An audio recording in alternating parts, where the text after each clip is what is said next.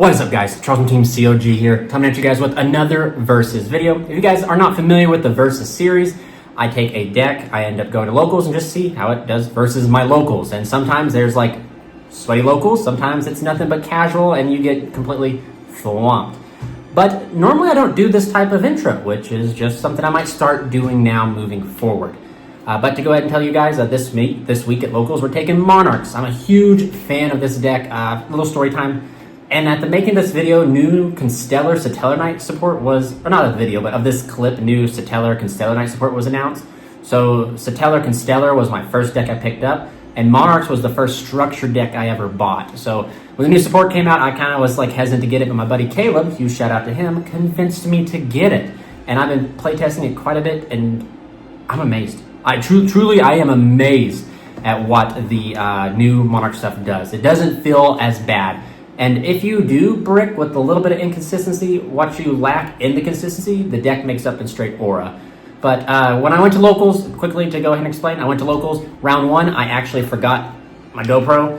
Huge, fumble for me. Had it all charged up, had the extra battery, everything to do it, and I forgot it. So round one didn't get recorded, but I'm going to talk about round one a little bit in detail because there's a part in game 3 where I got drolled.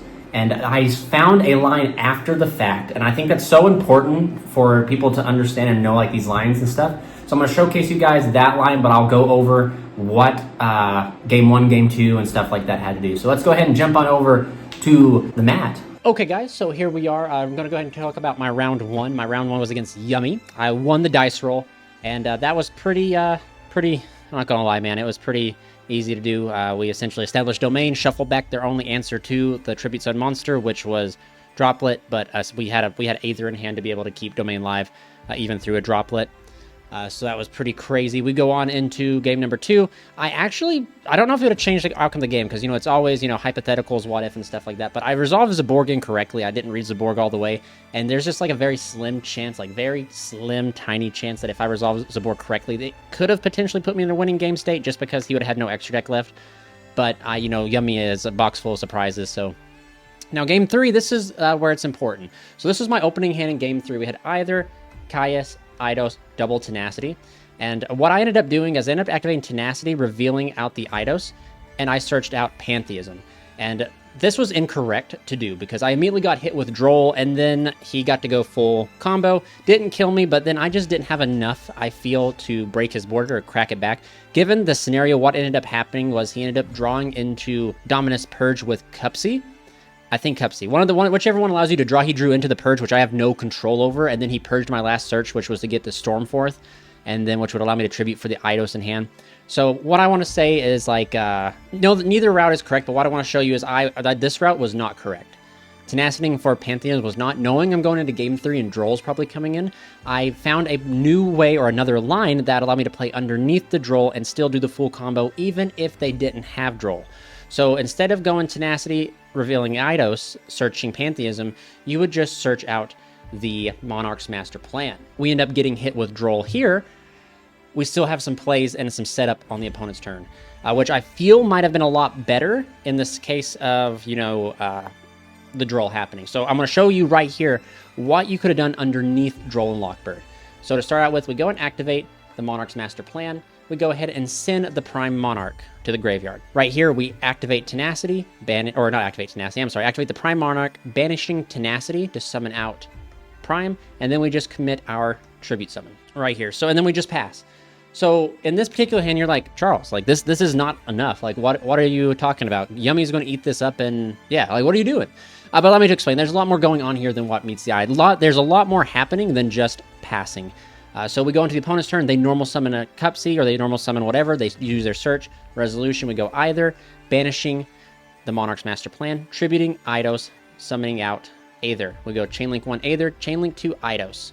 Eidos will bring himself back, and then we end up sending 2. And it's very important here that you send another copy of the Monarch's master plan, and you go ahead and send another copy of Pantheism. Or you don't send another copy, you send Pantheism. So as far as I'm concerned, I don't think there's a way that you can... I don't know, but then we'll talk about it here in a second, just because I think you can, but I'm not entirely sure, so you can correct me down at the down below. Regardless of if you can't do this secondary thing, you're still able to get to this right here. So we go here, and then of course, YuGiOh allows you to search for potentially a Stormforth, right? So we're in this particular standpoint here. We summon out Seal Glare. If you guys don't know what Seal Glare does, it's a snatch steal. So like you're able to use the effect, target a monster your opponent controls with attack less than or equal to, steal it, bounce this card back to hand. So, right? But here's the thing that maybe you guys can answer, which I feel like you can do, but I'm not too sure. During the opponent's turn, you can activate Prime, banishing the Monarch Master Plan to go here. You then, since I think all the yummies are light monsters, you use Master Plan, target their light to search out Majesty's Fiend. So if you guys don't know what Master Plan does, is when this card gets banished, if this card is banished, target one face-up monster your opponent controls, and one monster with the same attribute that has 2400 attack, 1000 defense from your deck or graveyard to your hand. So we can use this to search out Majesty's Fiend, and then if you use the first effect, you immediately get to normal summon. And I don't know if that would work with either. I think so, because this is an effect that's letting you quick effect, so I think you would still be able to do this. So correct me down below, and then you're just able to tribute out here into Caius, and then Caius is going to be able to banish. Assuming that's how that works. Again, if it doesn't, you just have Seal Glare, and Seal Glare is still, again, Seal Glare is still better. You snatch, steal, or yummy, right? So essentially, you're going to be able to keep them off 2 bodies, which I feel like before Yummy gets the Marshmallow is still pretty good. Again, if you can't do the Prime Monarch into the Monarch's Master Plan, at least you're able to use Seal Glare. And yeah, that's a line through the Droll that I did not see in the moment, and that would have been a lot better, essentially because, yeah, more disruption, right, than just passing on an empty board, which would have gave me more follow-up and just more Pantheisms in the graveyard. I mean, you can Monarch Stormforth for either Majesty or the Caius in this scenario, because even worst case, if you can't, you conduct the normal summon, you can still use this to search, you know, so like it's still a lot of follow-up and a lot of playthrough. So that was definitely the better line through Droll, and now we'll just go ahead and jump on into the rounds 2, 3, and 4 matches. And here we are, guys. We are here in round number 2, featuring Art Mage, if you guys recognize Art Mage, player from our live stream, Table 1 at Locals. We have a start of Fiendsmith track, adding Lurie, pitching Lurie, and then we see like a full Fiendsmith combo, which I would like to bring up. This is post Banlist, so technically Closed Moon's gone, so I don't know what Art Mage goes to now. I know the Fiendsmith variant was pretty crazy, but sadly, guys, you're just going to have to sit. There's not going to be any intricate gameplay because I don't play hand traps in Monarch. Monarch is a really tight deck. I think it's literally 37 engine cards, so it's pretty rough. But we see a Caesar set to pass. My hand, but that's the cool thing about Monarch, right, is you have access to Stormforth, and if you go second, you can literally, you know, side in Soul Exchange, which lets you tribute more than one monster. So we end up activating Tessera, revealing the Revolt, excuse me. Revolt is the single best card in the entire deck. Without Revolt, I don't think the deck would be as powerful as it is. Truly, I think Revolt is the best card the deck has here. So now, which I'm going to use Tessera, and then it looks like I have Seal Glare in my hand as well. I actually, Seal Glare, this is the only time it popped in my hand, thank goodness. Seal Glare is actually still kind of crazy, too, that it can be normal summon. You can, like, normal summon Snatch Steal, but I activate Tessera's effect to immediately normal summon. He imperms the Tessera, and I just hard normal summon out Caius. Just use my normal summon flat out here, attempting to target the Caesar to banish. And what we see is a Chainlink 2 Crackdown. And he was thinking that Crackdown was going to negate Caius, but I was like, I don't think so, because Caius is already activated. So I banished the Caesar, and he takes control of my Caius, which is okay, because now on a new chain, it was so essentially the chain links was Chainlink 1, Caius, Chainlink 2, Tessera, Chainlink 3, Crackdown. Crackdown's such a... man, I don't understand sometimes. This is Locals, man. His argument for playing Crackdown is because the Art Mages like to have different types. You want to take stuff to fuse, etc. So we end up doing some Idea bring out YuGiOh. YuGiOh gives me additional normal. I activate the Revolt here, discarding Seal Glare. Okay. So right here, 100% I should reveal 3 of the Monarchs. 100% should do that. Sucks discarding Seal Glare, because I shouldn't do it, but we reveal... yes, okay, we do the correct thing. We reveal Aether, Erebus, and YuGiOh. Big YuGiOh. And I just give them to him so he can read them. A lot of players had to do a lot of reading here. Aether's... my build's really focused on Aether, which you guys will see in the deck profile, and possibly some combo tutorial and test hand, because it's kind of crazy, because like Monarch has like chain... it feels like a combo deck, man. And, I mean, I think it does. I think it is. It's just it's not ending on a combo inboard. Like, you're doing combo-ish plays, but your inboard's like Domain pass, right? Or you're like doing like Majesty Fiend pass with an Erupt set, or, you know, Erupt Domain. It's just wild. So anyway, we end up tribute summon here for Erebus. We go Chainlink 1, Erebus, Chainlink 2, Eidos. There we go. Eidos effect to special summon out. We use Erebus to send Pantheism, and I think we just send the Prime here. Yep, send Pantheism and Prime. And we get to shuffle back. However, it's locals. We were talking and everything. And I'm watching stream also, just trying to keep track of stream. So I do think we are able to catch up. Or I don't think we have to here. So we're resolving the chain links, I believe. And I get to shuffle back a random card in hand. So I shuffle back a random card. Okay, so I didn't remember. Sometimes I've actually caught myself, guys, forgetting Erebus and Aether sometimes. Like, their most powerful effect, I just forget that that's what they do. I actually here, I'm thinking, oh, shoot, I forgot to, activate Eidos. And I was like, actually, Eidos here. And take note, this is a Hormones play. If my buddy Ryan wanted to, he'd be like, no, sorry, you've already moved on. And that's perfectly fine. But it's locals, it's for testing, so he's like, yeah, sure, go ahead. And you'll see that our locals is pretty generous in this regard here because it's locals, right? It's not like an OTS. There's not a lot of prizing on the line here. And I wouldn't expect it, if it was like a bigger tournament, I'd be like, no way. But it's literally, this is the day the ban list came out, so like we're all fresh. But anyway, we go Eidos, search, banish Pantheism, reveal 3 Tenacity. Tenacity, reveal the Majesty, which I have Majesty in my hand to search out Domain. I don't think I get another normal summon. Yeah, I don't. So it looks like I'm setting 1. Set 1, and I'm going Battle Phase? Battle Phase, yep. Eidos crack into Caius. Domain will boost my Eidos to be bigger than it by 800, and then I swing in for 28. He is now domain locked. I was kind of fearful, actually, because I forgot that he shuffled back the Requiem. But I was like, he just goes Engraver here, summon out Requiem. Requiem, I think they get to send a card, so they literally send my domain, which sucks. But I was like, oh, you already shuffled it back. And I was like, thank goodness, because this pretty much just seals the deal here. And I think my set card is... Yeah, so, yeah. He's just showing me, he's like, yeah, I'd be able to make it because I put it back, but I can't. And I'm just like, yeah, dude, yeah. Domain, but isn't that crazy? Like, my turn was kind of wild in the sense of, like, combo sequencing and stuff, but this is just my inboard. Domain, pass. And that's something else about this deck, going second. You kind of don't fear that going second just because, yeah, like, you literally have Erebus Stormforth. But here we go into that all-important game number 2. And, yeah, so we're going to go ahead and shoot off here into game number 2, which will be nice to do here. We see the activation of Art Mage. I forget which one that one is. The search is Medicius. Medicius normal summon H to Power Patreon. Art Mage Power Patreon.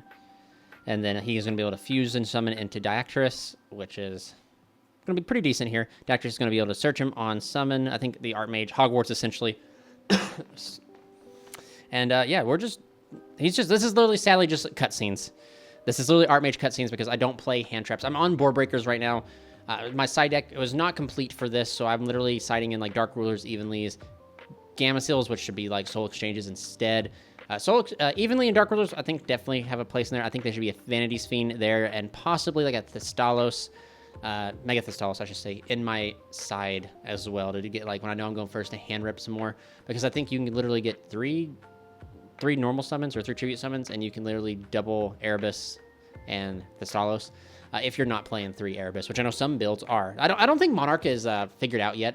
I'm reading that quick play. It is literally a fusion summon, so I'm just like, okay, so he's going to be able to fuse into the Power Patreon Minerva, which is going to be able to Regeki my board, so I got to play very carefully around that. But I think a hard open domain.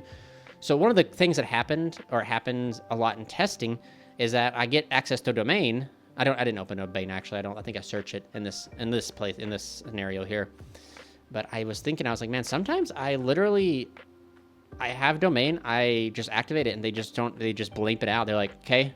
And then I'm like, sweet, proceed on. They're like, yep, go ahead. And I was like, okay, summon. They're like, okay, effect to quick effect fuse, quick effect synchro. And I'm just like, can't. You're locked out of the extra deck now. And they're like, what? And like, yeah, man, the domain's insane. You've let me get a tribute summon monster out, and you let me resolve domain. Like, you no longer, like, if that's your form of interruption, you don't got it anymore. But now we see this is a pretty good board.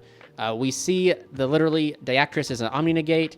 We see the Griflair is a spell and trap negate. We see the Laurel is able to bounce back to summon out the quick effect fuse. And we see the Femil, I think that's her name. She's a negate all the effects currently in half their attack. So this is a pretty strong Art Mage board.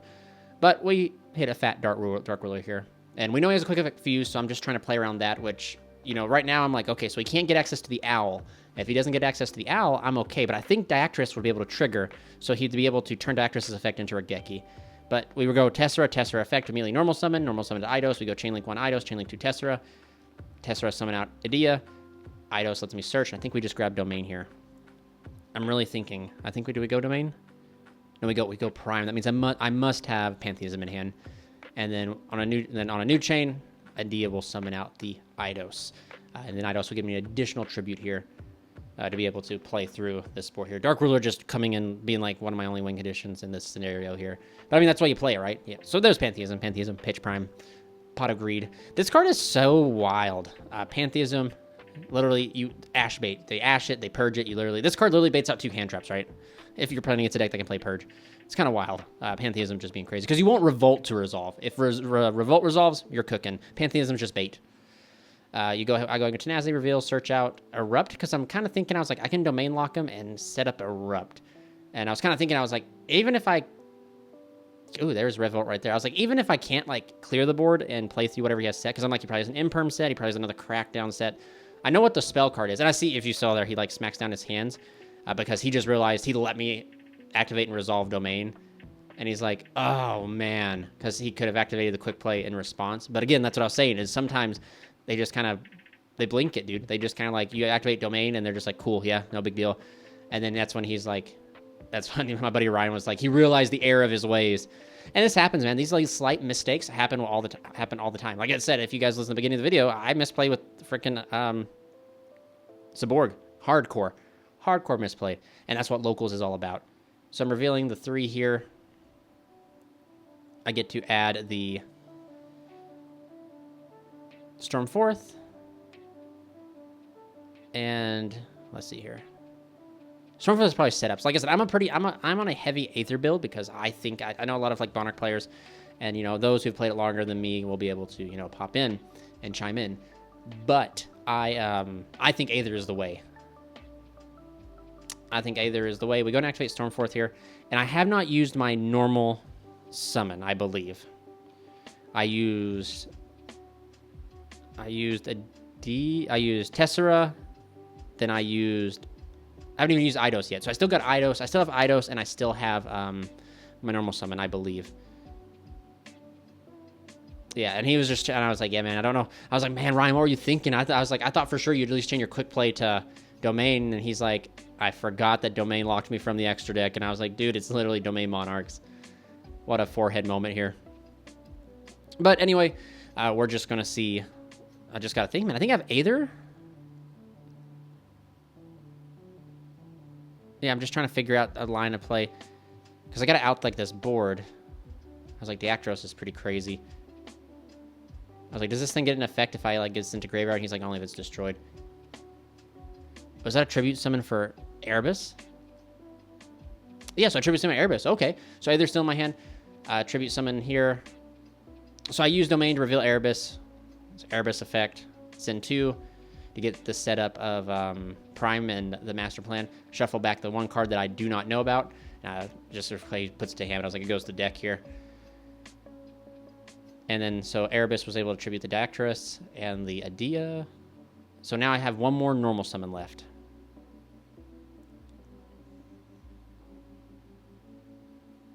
Just thinking here, and I want to tribute summon. So I tribute summon Majesty's Fiend on top of. Okay, so there's my flat normal. There's my 3 normals: Eidos, Erebus, and Majesty. And I'm set up to where if he is some way, shape, or form able to out the Majesty, Aether will be able to back it up, summing out Sealy Glare. So then I have disruption if he's able to out both Majesty and Domain. But I truly believe this deck has 4 win conditions, man.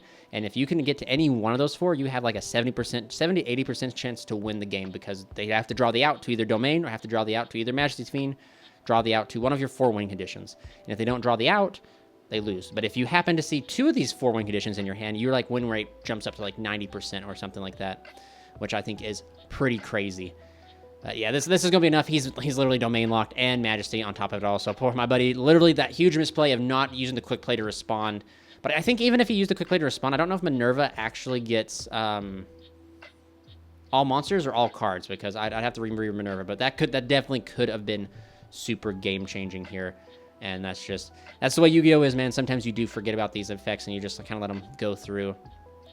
And yeah, so I think this is just routing. He's kind of looking at his hands thinking, he's like, dude, I don't think I can play anything. Majesty is just kind of a blowout.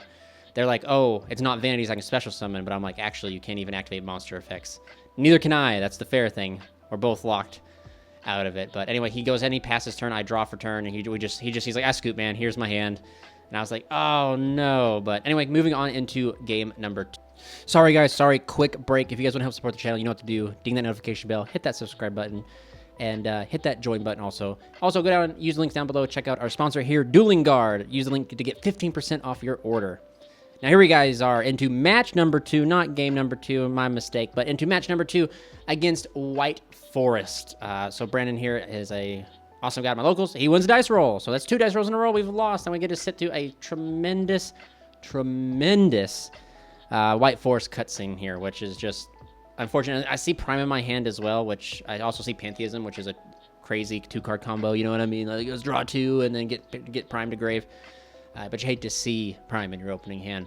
But this is going to be such a long, drawn-out turn, man. Just because, like, the Monarchs don't have space to play hand traps. You could potentially get away with maybe fitting in, like, 3 Fuwa, like 6 non-engine if you really, really, really wanted to get it in there.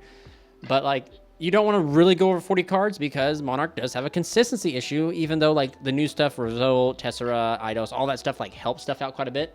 You're still, I mean, it's still like sometimes you just open a handful of like tributes. Like this deck was like very powerful if you guys are not familiar. In 2015, it was really good along with Cosmo and Pepe, and it kind of played very kind of close to Cosmo in a way. And I mean that very loosely. There was like, the similarity was Cosmo had pilots and ships, Monarchs had squires and monarchs. So like you had to have the squires to summon out the monarchs, just like Cosmo needed to have the pilots to banish to summon out the ships. Right? So yeah, he's just doing the White Forest things here. But again, going second as long as they get access to Stormforth. And this is really going to show, like, people not respecting Monarch. I mean, honestly, like, outside of, like, Lithium and, like, true Monarch connoisseurs, like, does anyone really respect Monarch? Probably not. And no one's ever probably sleeping over this new support that the deck ended up receiving, forgetting that the deck was literally a powerhouse and, like, cards like Aether and Pantheism was literally limited. Just because of how powerful the deck was, and it was still so inconsistent back then compared to what it is now, if you are familiar and remember those times. So we see the Son of St. Azamina, we see Sylvia activate along with the Diabell Star.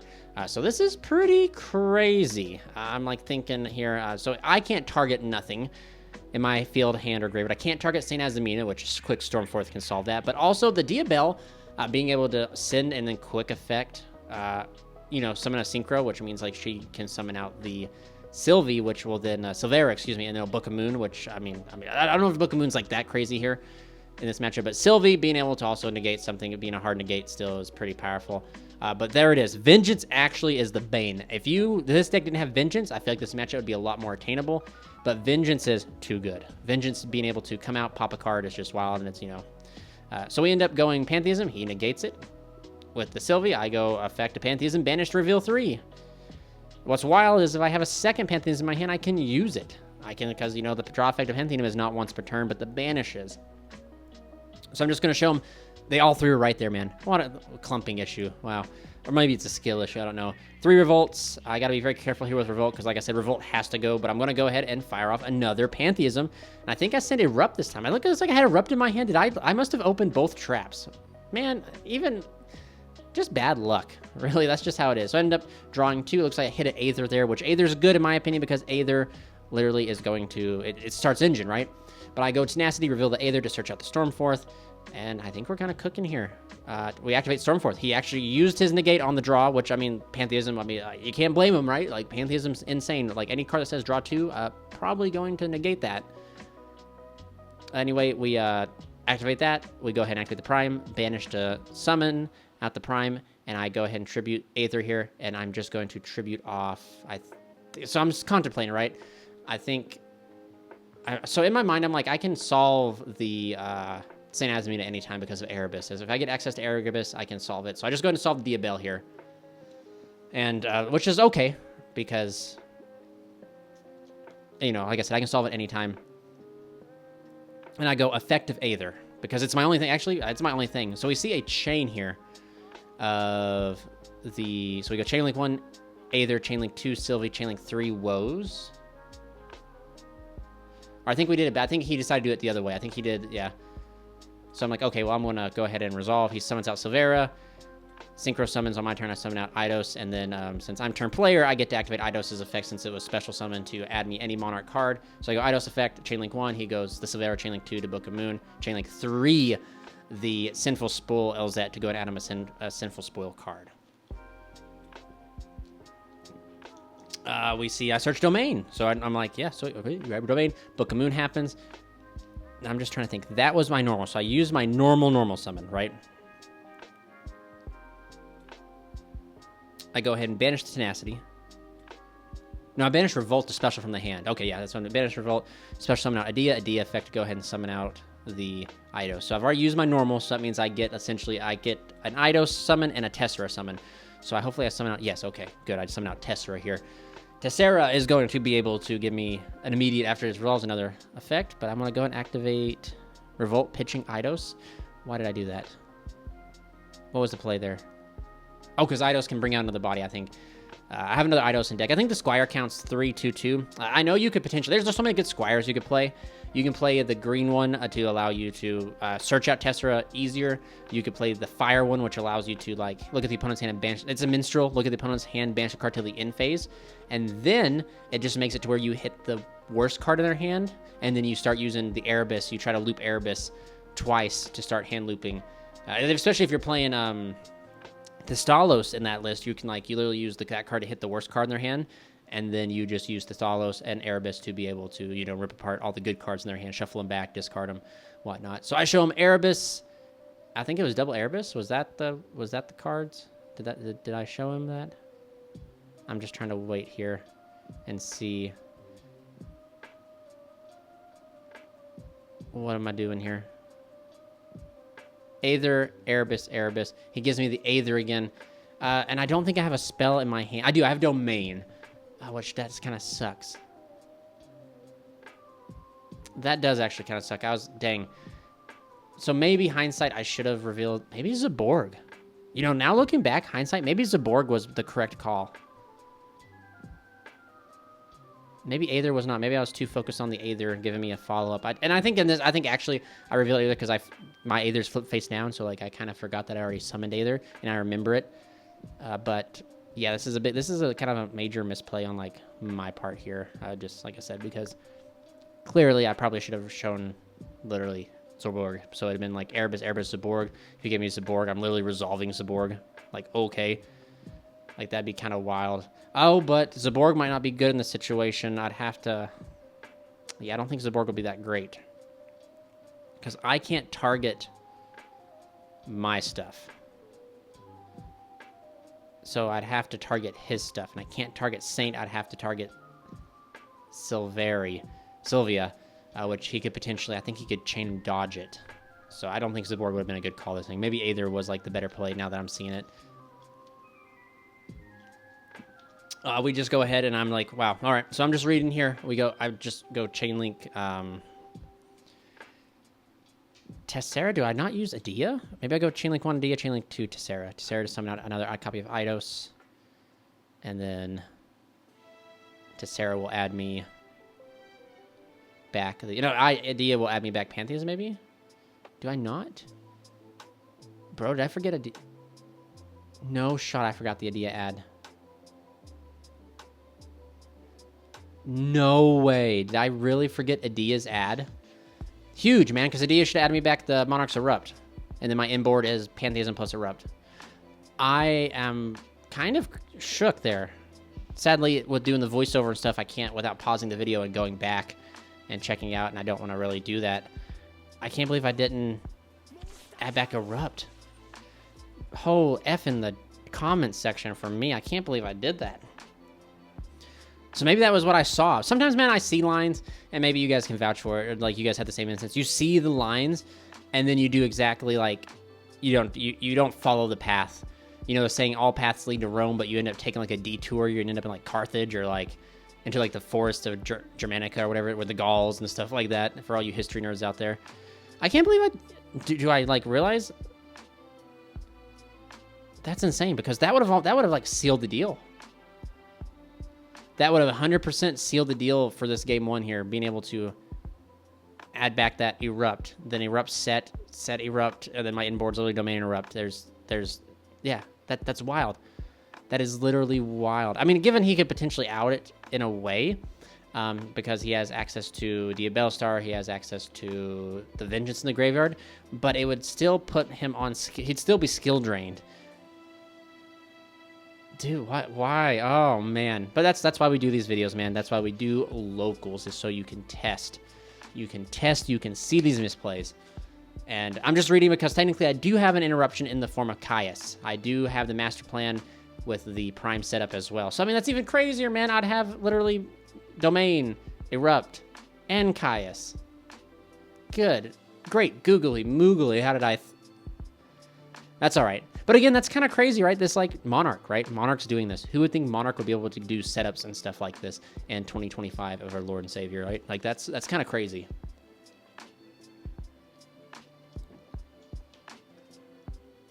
That's just kind of wild. So now we have to sit here and wait, and it is, like, thinking and stuff like that. I was really getting kind of concerned because I felt that time was creeping up. Because I was like, you know, if time starts getting close, because they have to think hard to try and play through what we got going on. And I'm just like sitting here, I'm like, oh man, if we get closer to time, you know, like we're going to have a double loss. And I was like, I don't have a double loss, but conveniently my locals, we have a lot of honorable people that are locals. Like if they see that the game is completely out of their way to win, they will scoop it up. But I kind of agree. Like if you're, I don't know, man, like, do you give a person a win? Answer down below. Would you give a win if you knew if you had time?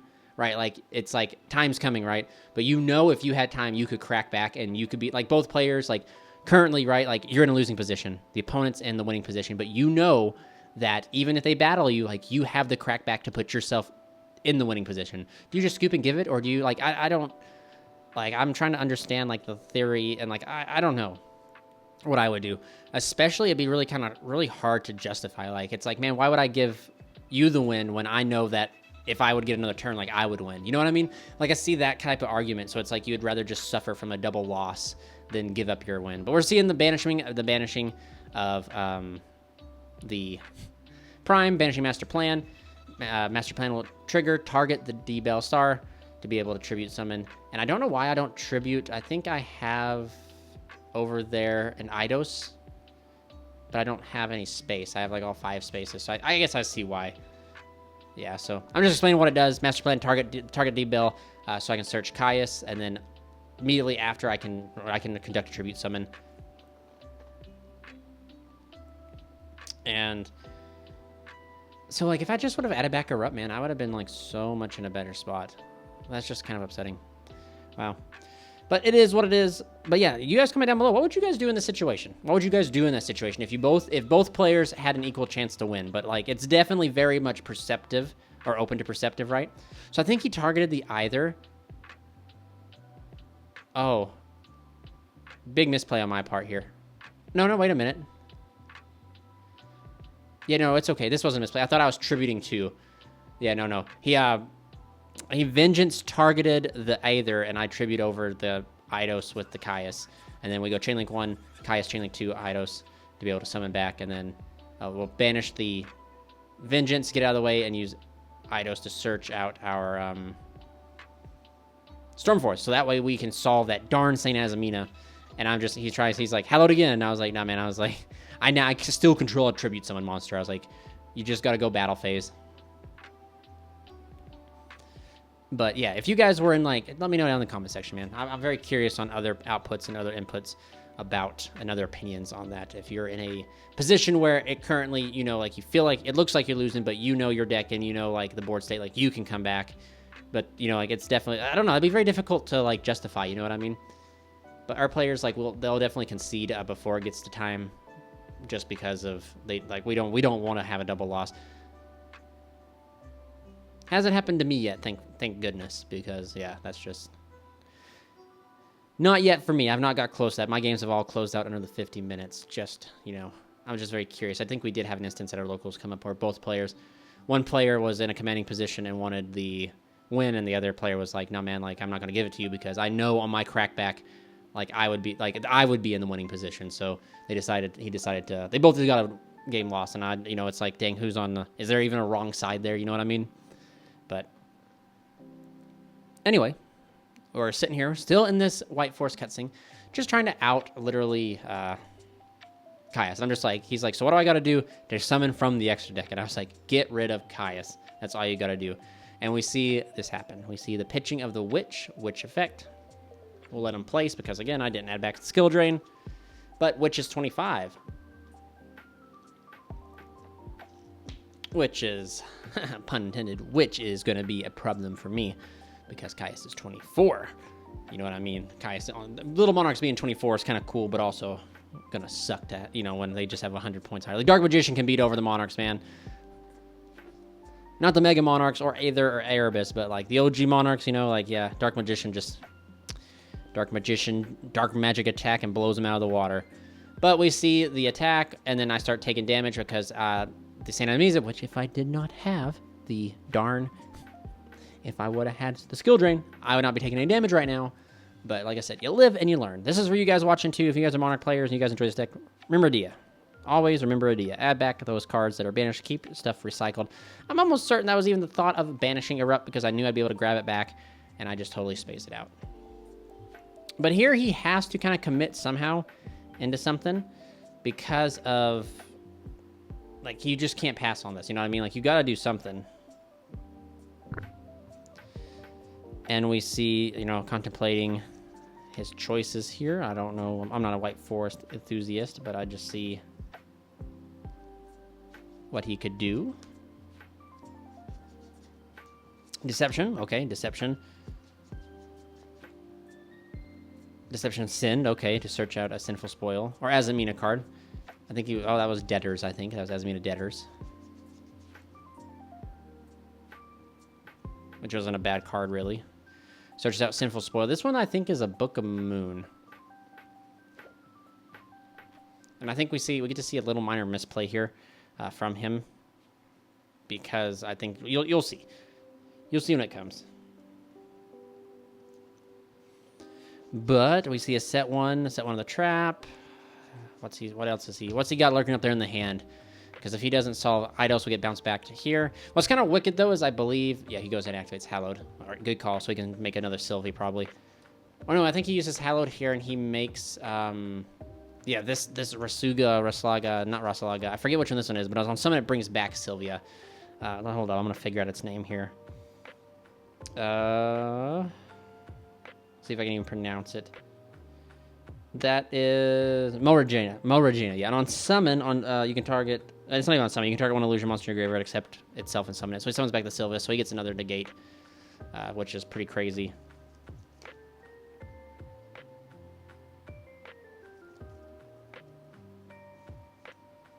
And we see a pass. So, excuse me. In phase, Eidos should be bouncing back to my hand here. Hopefully I catch that.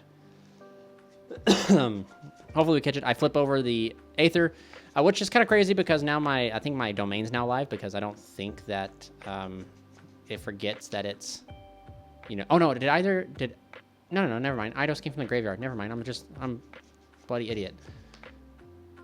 I didn't Aether it in his turn. Eidos came back from the graveyard. I attempt to go Stormforth here, and he, of course, responds with the Sylvia, which is absolutely okay because that makes sense, right? Like, you have to respond to Stormforth. I'm looking through my graveyard because I have some effects. I attempt to go Erebus effect, pitching the Master Plan. And what's crazy is you can kind of loop the Master Plan because, like, you play multiples, so, like, you can loop it. We see the flipping. He goes effect to Book of Moon again. I think that's what that one does. And I was like, okay, yeah, that's fine to Book of Moon. And then we see the Chaining of Moregina to pop the same two cards. So that's very interesting. I don't understand why you target the Book of that and then the popping of two. And I'm like, okay, then, Chainlink, add back Erebus. And then I think we just hard tribute here for Erebus. We go Chainlink, we go summon Erebus, Chainlink 1, Eidos Chainlink 2. Yeah, and then we can Caius again. No, well, no, we can't. So that's my normal summon. I'm happy to go over these matches because I wanted to make sure that I always played it properly and I didn't get, like, my normal summons mixed up and, like, forget my normal summons in a way. No, wait, we should still be fine. But even, like, that's something I want to make sure. Like, even in scenarios where, like, maybe I misplay, making sure that my normal summons is okay. So, yep. So we see, I'm going to shuffle back the St. Azamina. Non-targeting, which is nice. Dump 2. And then Eidos comes out. And then Eidos effect should be able to grab me. I should remember Eidos here. Hopefully I catch it. Eidos should grab me any Monarch, really. Should probably grab me Aether for follow-up. I forget Eidos. Oh, man. I think I catch it right here. I was like, ugh. No, I didn't catch it. Okay, no. What do I grab? Maybe I don't catch it. Good. I mean, good. That's honestly, yeah. That's it. So I'm just reading to make sure that I can do the master plan whenever. So I still have Caius access because master plan lets you grab from deck or graveyard. And he does have a Dark Witch, so I can still do some crazy plays here. And that is an effect. I think if I remember right, master plan and Tessera do not stack on my turn. So I banish Pantheism, reveal 3, he gives me 1. Let him read 3. I guess this is probably the worst reveals I could have given, but I'm just trying to get it, it doesn't matter what I get. He gives me Pantheism again. I'm like, sweet, those go back to deck. And what's the line? Do we just go battle phase? We have him locked out again. Is it just simple like that?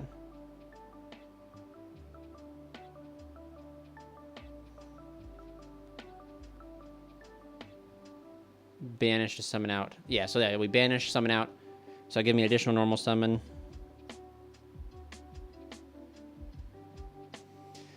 Target, so banish master plan, summon out prime, master plan, target the witch, add back Caius, and then immediately I can tribute summon. I hope to goodness I tribute summon the prime. Yes, good. Okay. Yep, tribute summon out prime. Prime effect to go ahead and target and banish. And I think we just target and banish the Mo Regina. Yeah, we banish Mo Regina to go ahead and get it off the field. And then we go battle phase. Erebus and Caius will be able to gain 800, which is crazy because I think, if I remember correctly, the poor Estella, there's 0 attack. So then, like, it gets a huge boost here. It becomes 32, I believe. So he takes 32 direct. Whack into the Sylvie, and then 32 direct. With the Stellar. And yeah, that's what, yep. I was like, 0, right? Yep, 32. I have Pantheism in hand. And sadly, that's it. But I mean, like, again, that wasn't terrible. You know what I mean, man? Like, I was able to break the board with Erebus, being able to non-target shuffle back. And just like, yeah, Erebus is kind of what I do understand builds where they go off and they play more copies of Erebus than they do Aether. But like, I just view Aether as being like a solid, because Aether by itself, not by itself, but like Aether plus Tribute. Squire plus Aether still gets you into Domain, which I think is pretty cool. Also, it kind of gets you into like Domain plus like Seal Glare setup. And we pass it over, and right here, I'm just hoping. I was like, man, he normal summoned Sylvie, and I was like, add whatever you want. I can't stop you. Literally, if you out Domain, you probably got me here because these cards don't do anything. And something I forgot was that level 6 Eidos is a attribute modulator. I thought that so I forgot it did that. Then I remembered halfway through the tournament it did it. And I'm like, oh, dude, it's a quick effect. And then I realized it's not a quick effect. But how cool would that be if Eidos was like a quick effect attribute modulator? Like, I think they kind of missed the ball on that too. Like, Eidos being the ability to quick effect modulate the attributes on field. And then like you could use your master plan to be able to get any of the OG Monarchs. I think that should have been done, but it's okay. We can't, beggars can't be choosers. But anyway, on into that now important game number 2, where, again, sorry guys, I hate to say it, but we're just going to sit through another White Forest cutscene. Like, it's so crazy. I just get up and leave, man. I just walk away. I go to check on the stream and like check and fix the camera real quick.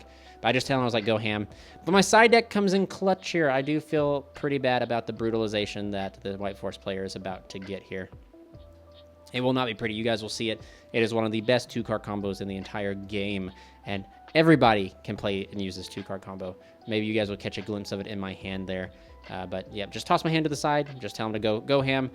not much. I mean, maybe you side in Nibs, you know, Soul Exchange, Nibs, you know, like maybe you could side in a lot, but I found like there's a lot of not space to side out, if that makes sense. Like I found like I have maybe 6 spots max to side out. Maybe I could like creep that number pretty low if I really wanted to, and that might be what I focus on moving forward, because you can potentially, if you really want to play bare bone minimum, you can just play 2 Erebus, cut either down to 1. Then if you're not playing, you know, if you're not playing 3 either, you can cut out Seelig there. So there's, you know, 2 either. In my build, of course, 2 to 3, excuse me, 1 to 2 either Seelig there. That's 2 to 3 cards coming out, along with like your 3 non-engine spots that you kind of play. You're able to take out like Tactics Call By if you really want to, and then like the Erupt for 3 more cards.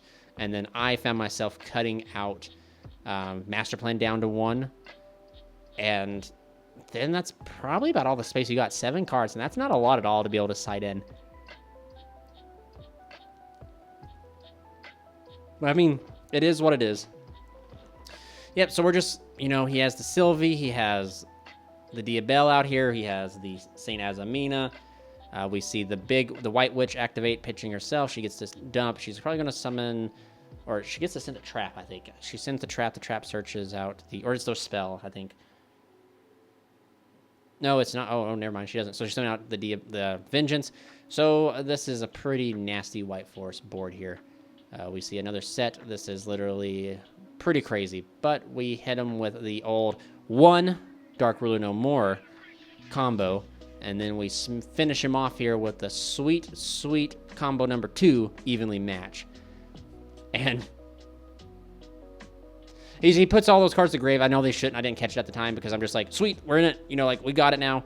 At the Cosmos Battle phase, my hand is pretty... like, these 4 cards in my hand, play through. He has 1 card in hand, and if it's Ash or something, like, I was like, I can play through it. Probably not smart for me to start Revolt. But I guess, honestly, man, Pantheism, Pitch, Revolt.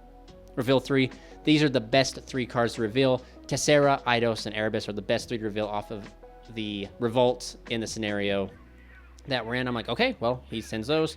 I go ahead and activate Tessera, revealing Tenacity, summon out. I can literally just... we're just such in a good spot here. I think I go Pantheism, banish 3. Or show him 3 Storm. Is that what I do? Do I show him 3 Stormforth?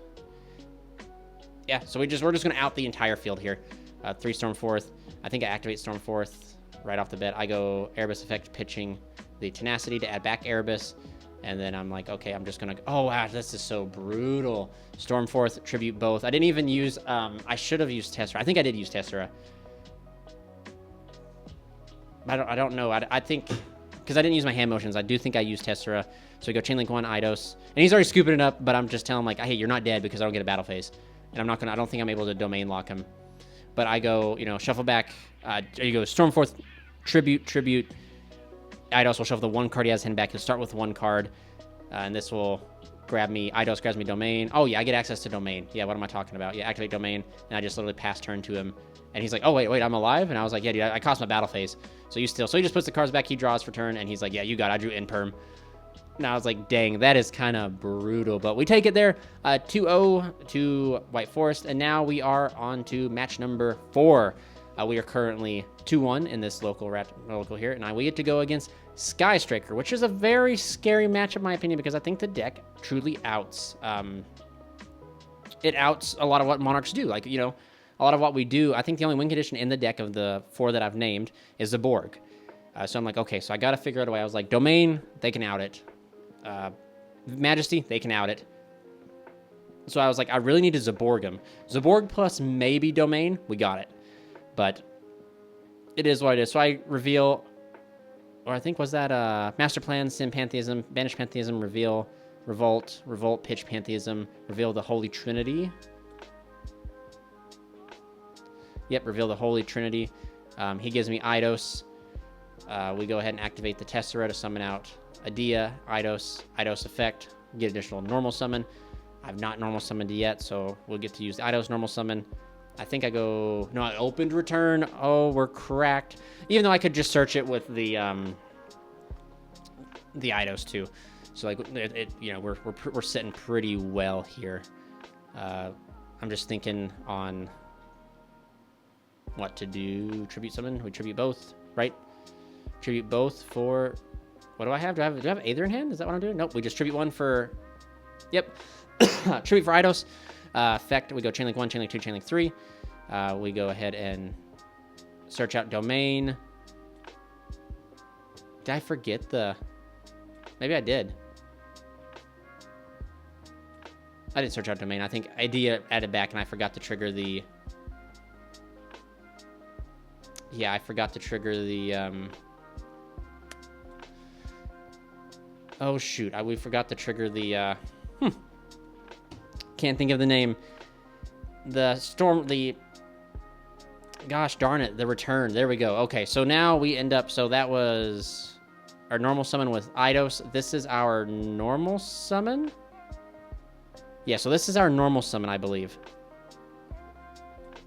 Summon out Erebus. Chainlink 1, Erebus. Chainlink 2, return. Chainlink 3, Eidos to come back. Eidos comes back. And then I'm like, oh, shoot. I was like, I don't think... Yeah, hopefully I don't do this because I've technically used my normal summon for my normal summon that's given to me by the turn. And then... Oh, no, Eidos. Eidos is special summon out the Tessera. Okay. And then Tessera effect to immediately get my normal summon. Okay, and then I can use Tessera, reveal, reduce the Mega Zaborg, tribute, and then Zaborg effect target himself, and then, yeah, then I get to look at this extra. Okay, good thing, good. Oh, I thought we cheated there. I was like, oh, man, I really hope, because it was Eidos to summon Eidos, Erebus, my normal summon for turn, Tessera, the, yep, okay.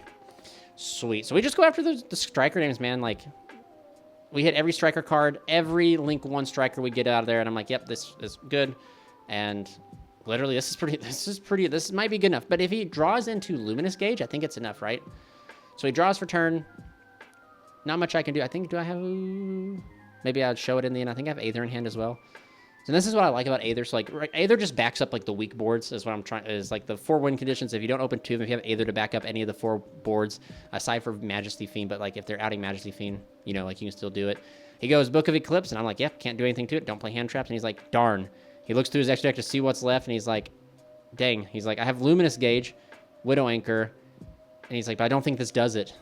And he's like, I have a normal summon, but... And I was like, I had Aether to be able to make the domain lock live. And he was like... Wow, so kind of brutal. I'm trying to think. I was like, couldn't he just Luminous Gaze bounce back some things? But I mean, like, what would that get him? I'm not too sure. But he scoops it up, and we go into game number 2, where Sky Striker will get to go first. And just excuse me, guys, I have to plug in the GoPro here because, like I said, I remember to finally. I forgot it round 1. I had everything, but finally we see Upstart Goblin into terraforming. Terraforming to go ahead and to grab us a. Either, what is it, the ground 0 or a chicken game. All right, chicken game is going to be huge in this matchup here because, you know, like, I think you pay 1,000. And if he leaves it on field, I can pay 1,000. And that, you know, Monarch loves to draw cards because sometimes we're inconsistent. But like I said, that is a Strife Striker card I am not familiar with. Wozers. Let's see here if I can see that. I know that one's Rose, but I don't know what that other one is. But we go into the Zeke. Oh, okay, we go into Zeke. Banish, summon back Rose. Why do we go into Zeke? Why was the line... I'm confused. Why do we make Zeke?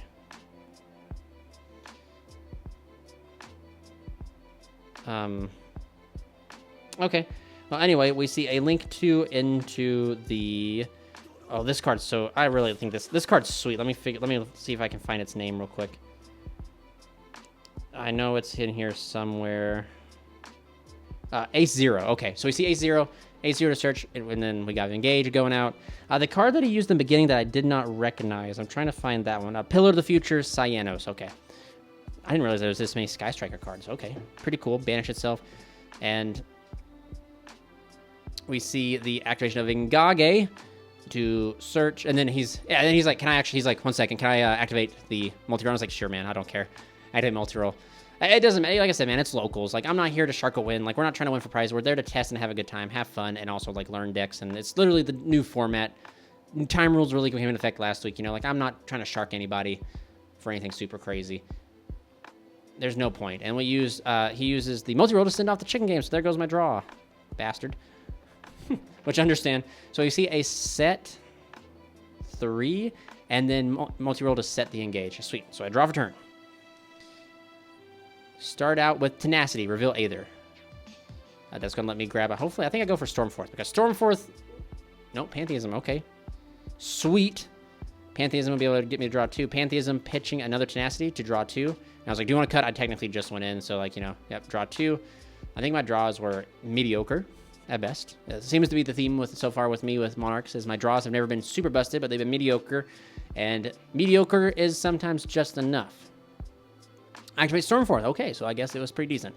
Stormforth is pretty good. However, I do not like the fact that it leaves this field open for him to activate like Widow Anchor and, you know, other cards like that. But he chains to Stormforth the 8/0, which is going to special summon out 2 cards. He summoned out Ray and Rose from grave. I think it summons out... Or did that come from hand?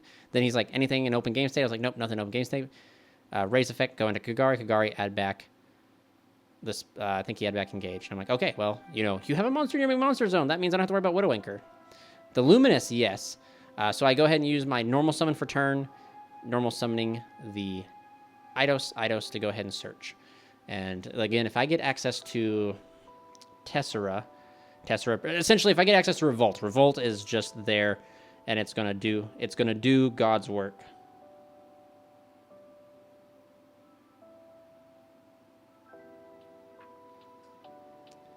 And I think that's Revolt, discarding Aether. Yep. So Revolt's resolving, and like I said, Revolt is such an insane card, man. Like it's just kind of crazy. That this card literally... So I got to reveal the Holy Trinity. Except for I reveal Caius because, of course, I already have access to Eidos. So the reason you reveal Caius is because Caius just targets monsters, target cards. And that's what I want to do. And start going through chipping down the back row. I go Tessera, reveal domain. Hard open domain, I think. I think I go Tessera effect to get an additional normal summon. So immediately after the effect resolves, I get to normal summon. Normal summon into Aether. Okay, Chainlink 1, Chainlink 2. Chainlink 3.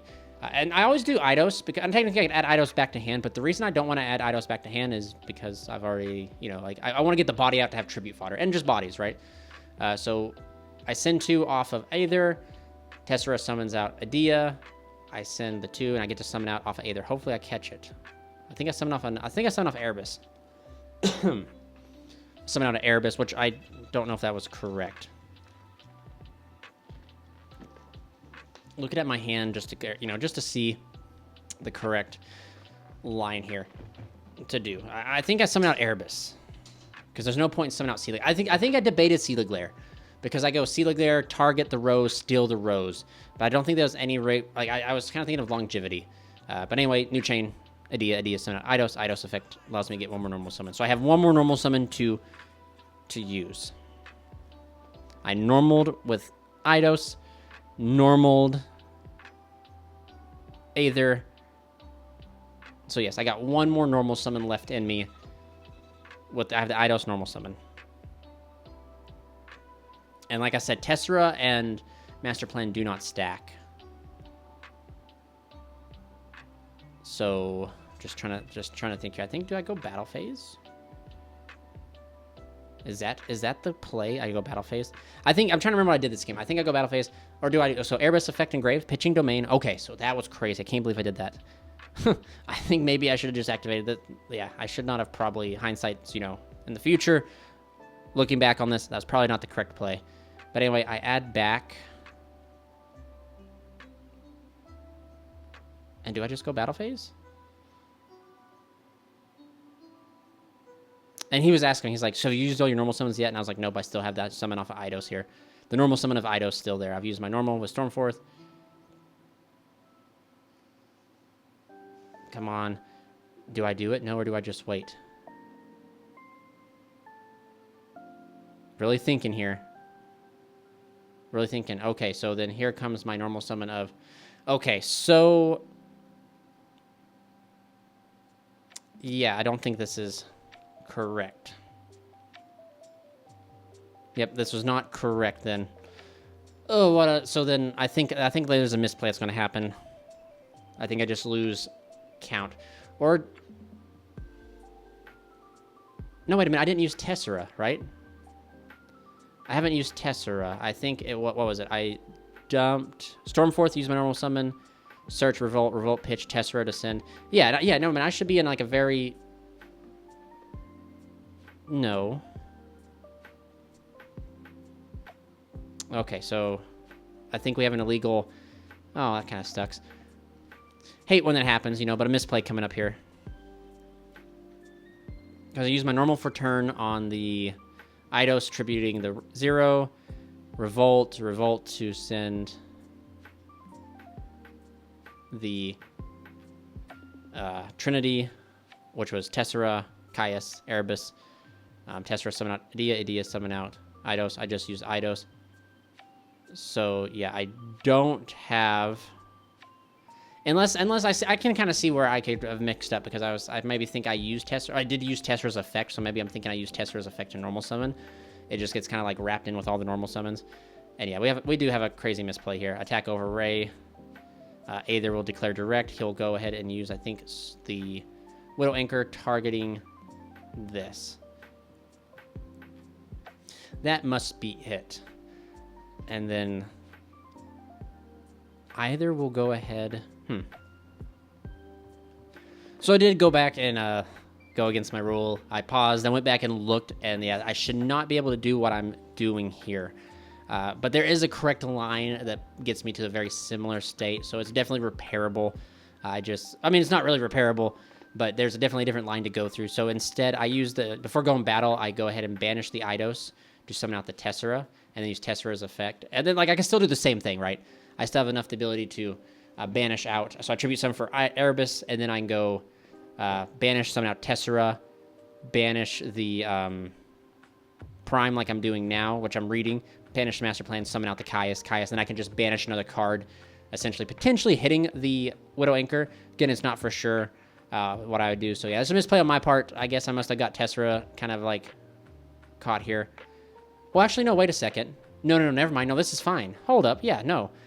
Because it's either Tessera and the Master Plan do not stack. I haven't used Tessera yet. So this is an effect that gives me an additional normal. So since I didn't use Tessera, I can use the Master Plan. Yeah, I think that's correct. Comment down below, guys. I'm pretty sure now. Now, never mind. Yeah, when I was editing this before, I was like, yeah, so I get to banish this, target the Erebus. So I get to redeclare with the Aether. If I want to redeclare, since there's a change in field, I believe. So I'm stuck with Aether declaring, so I'm just like, so before I declare with that, I'll still just go ahead and banish her. Yeah, wow, I can't believe I was thinking that. Yeah, I was just kind of cut up there. So yeah, if I remember correctly, the ruling is if I Tessera, if I Tessera, I cannot Master Plan, and if I Master Plan, I cannot Tessera. But I've not Tessera yet, so I can still Master Plan. So banish, target, add back. Then I get to normal summon one of the original OG Monarch names, which of course Caius is in my hand because I added it back with the Master Plan because of Erebus. And I'm going to be able to tribute summon, banish my Erebus, burn him for 1,000, and then attack for game. And he's already scooping up. He's like, that's it. And I was like, are you sure? But I totally forgot about the chicken game pay. He shows me the quick play, and he said that he messed up because he set engage. He didn't have enough cards in graveyard to activate the Luminous Gauge. So he's really goofed in that matter there too. So yeah, so that was it for locals. We ended up going 3-1, securing second place. Stay tuned for some combo videos, deck profile, some test hands probably, and some theory talk with the deck. I definitely really enjoy this deck. It's probably, I think, my favorite deck so far. Definitely like it more than Dracotel, and the deck really rewarded me a little bit better than Dracotel was doing for me. So anyway, yeah, you guys stay safe, stay healthy. Charles from Team COG, signing out.